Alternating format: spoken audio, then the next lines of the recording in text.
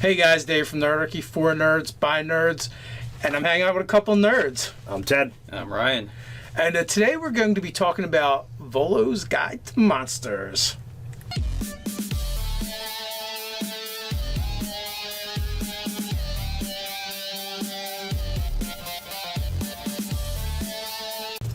If you want to jump down to the description below, you can sign up for Nerdarchy, the newsletter. It's a great way to get gaming tips as well as learn how to game with Nerdarchy. So there's been a ton of announcements this week. Yeah, and it's so, a deluge of announcements, perhaps. So we're actually getting, what is possibly going to be our next, basically, Year of WotC product.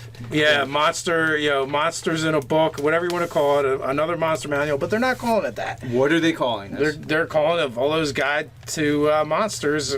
And the So interesting thing, Volo, do you think that's them trying to catch on like the YOLO thing, like Vikings only loot once, perhaps? Something like that? for some reason, I don't think so. Or maybe this harkens back to early Baldur's Gate, perhaps. Yeah, we're going back to early Forgotten Realms, but there was a lot of Volo guides. The only problem is Volo isn't always accurate. He's an unreliable narrator, that's for sure. Yes, that's where that's where Elminster comes in to add some addendums and corrections With a red pen. With a red pen to what he's done, because apparently they don't get along very well. Indeed. Academically. They have some disagreements. Some tips. So they're saying we're going to get like 100 new monsters.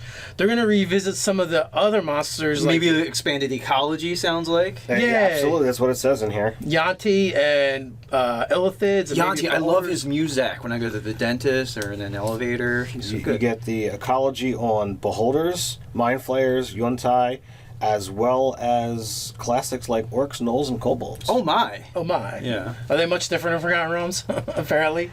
Well, you got many arrows, so like we might do something with that. That'd be pretty cool. But what I'm hoping is they give us some more variants, which I actually enjoy that. Especially like they really started like doubling down on the variants in 4th edition and giving different Just some types. options, Yeah. like some pre-packaged options for you to use right out the, gate as a GM. It's a great way to have a leader monster or someone that's in charge of variety units. in the encounter without adding new Well, monsters. without adding more work for the game master, the dungeon master, because like this way, oh look, I have a ready-made shaman to use, or like I could just noodle with this and make it a little more of an appropriate challenge for my group, but I have a baseline to go off of right here. So also, didn't they say that in that book there's going to be some monster player options? There was discussion You of have that. goblin, orc, and furbolg. Yeah, so who knows if there's going to be anything else. Now, Rune and Magic was not in that, right? That was in... That's in the Storm King, I believe. Yeah. So much has come out, my brain is just jumbling it together. Yeah, that one video, like holy heck. So we're going to get a bunch of new monsters to 5th edition, but they're probably not new monsters per se. They're going to be... Well, there's things that are iconic, or some of the stuff from way back in the day. Like, I'm excited about the Froghemoth. I don't know. Yeah. I don't know whether I've actually ever seen it. Or Maybe they'll do the notice. Nilbog too. No, I didn't see that one in Nilbog. here, Yeah.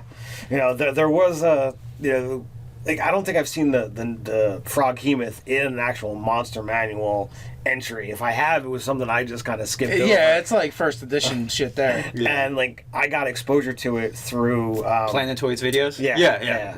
Locrius. I was literally quoting them. Yeah, well, clearly. Yeah. So it's like I'm excited to see what it's going to look like for 5e. Yeah. I'm kind of hoping for some deep spawn, man. Oh, that's be pretty interesting. It's a Forgotten Realms monster, and if you guys don't know what it is, it basically looks like a giant ball of flesh with a bunch of arms, tentacles, and snapping maws, except for they're aberrations that when they eat other monsters, they can then spawn them. Yeah. Yeah, I mean, you can never go wrong with tentacles. I mean, really. So... If we've learned nothing from Japanese anime. Right, exactly. Oh, you kooky Japanese. Are you guys, I know you said you're excited about the Froghemoth, but what about, is there anything that you consider Forgotten Realms that you're hoping that's going to be in this book? I mean, they haven't remade any of the sort of fun, weird, and they haven't existed since like second edition. Like you had like the Furchin Halfling, which I think wasn't that very like Forgotten Realms specific, or am I just hallucinating that? I'm not certain. I know what you're talking about. I don't know that it was Forgotten Realms. That was. They're like northern halfling dwarf people. Yeah, they were like. So Eskimo is not the PC term, but essentially that's like Native American. Yeah, Frozen native American, like yeah, exactly. There's some other words. Antarctic native. Yeah, inhabitant or whatever the PC term was, but I mean essentially, like they hunted whales and they had. So could you just beards. say Arctic? Arctic halflings. Well, they are Arctic. Yeah, yeah. Arctic like sled dogging badass tough halflings is what they were. Beer drinking, swilling, hard drinking. They were kind of like drinking, they were like fighting. Next level stout halflings. Like if you amp them up, if you made them almost mountain dwarf proportions. Yeah. So what about you? You is there something that you're looking for besides the deep spawn? I think we might get the Alagi too. Ooh, the Alagi was fun. Alagi would be nice. Yeah. So yeah, I can't think of anything else that's like screams because Forgotten Realms is kind of generic and they kind of have like everything. Kind of a little bit of everything in there. If they were to do some of the Mystica flavored stuff, that would be cool.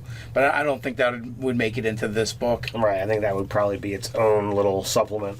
Yeah. Well, if they do that, another 100 monsters is nothing to sneeze at. So. No, not at all. So I think it's going to be a good book. It's another addition to the D&D set of books that isn't an adventure series. Yeah, because I'm getting a little sick of like, really, it's an adventure book. Like because we don't play in campaign worlds really. Like we want stuff that's very like splat book esque. We also don't use prepackaged adventures really. Yeah, if we do get them, we got them. Yeah, so. Like we want like books of monsters and like campaign world defining stuff. Well, I feel like that's why they did the DM's Guild to go, okay, what do people really want? Yeah. And now they got some they're assembling figures. It.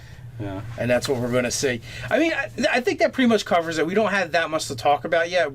More comes out, I guess we may revisit it. But you guys, what are you looking for? What are you excited about? Let us know in the comments below. While you're at it, like, share, and subscribe. You can check us out over on nerdarchy.com. You can also tweet at us at Twitter. So until next time, stay nerdy.